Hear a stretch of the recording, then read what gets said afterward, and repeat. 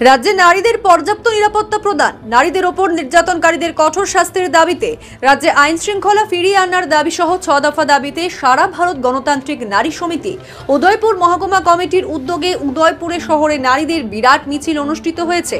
রবিবার মিছিলটি উদয়পুর জামতলা থেকে শুরু করে central road, new town road হয়ে পুনরায় জামতলায় এসে শেষ হয়। মিছিল শেষে জামতলায় পথসভা অনুষ্ঠিত হয়।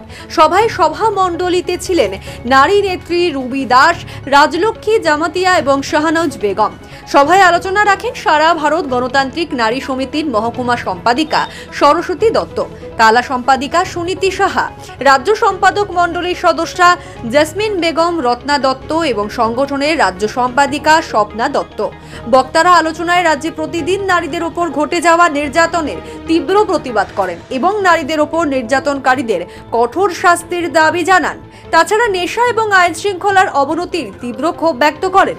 সরকারকে হুঁশিয়ারি দিয়ে জানান নারী নেতৃত্বরা আগামী দিনে তাদের লড়াই আরো বেগবান হবে। রিপোর্ট। শুধু কি বামপন্থীরা, সেই নারীরা এই দোকান থেকে জিনিস খায়?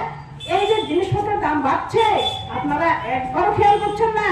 আপনারা শুধু আছেন যারা এমএলএ আছে, মন্ত্রী আছে, তাদের ভাতা বাড়াও, আর সাধারণ মানুষ না খেয়ে মরো, তাদের কথা চিন্তা করার কোনো প্রয়োজন নেই।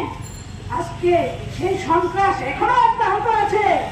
সেই লক্ষ্য করুন, দিন কয়েক আগে সেই আগরতলা নরসিংগড়ে সেই তপনশীলের বাড়িতে গিয়ে কিভাবে সেই বোমা ফাটিয়েছে, মোহনপুরে সেই কিভাবে বাইক বাহিনী ঢুকে প্রত্যেক গণ আন্দোলনের নেতাদের বাড়িতে, সিপিআইএম পার্টির নেতাদের বাড়িতে ঢুকে সেই তালা ঝুলিয়ে দিচ্ছে, আক্রমণ করছে। মিছিল কি ফেলে আছে? মানুষকে ঘরে ঢুকাতে পারবেন? পারবেন না। মানুষ মাঠে আছে, থাকবে, আগামী দিনে আরো শক্তিশালী হবে। আমি আজকে বলবো, এই যে আপনারা 50,000 বেকারের চাকরি দিবেন বলেছেন, কোথায় গেল সেই চাকরিগুলি? কার ঘরে দিয়েছে? কেন আজকে বেকার সমস্যা? আপনারা তো প্রতিশ্রুতি রক্ষা করতে পারেননি। দুরন্ত টিভি।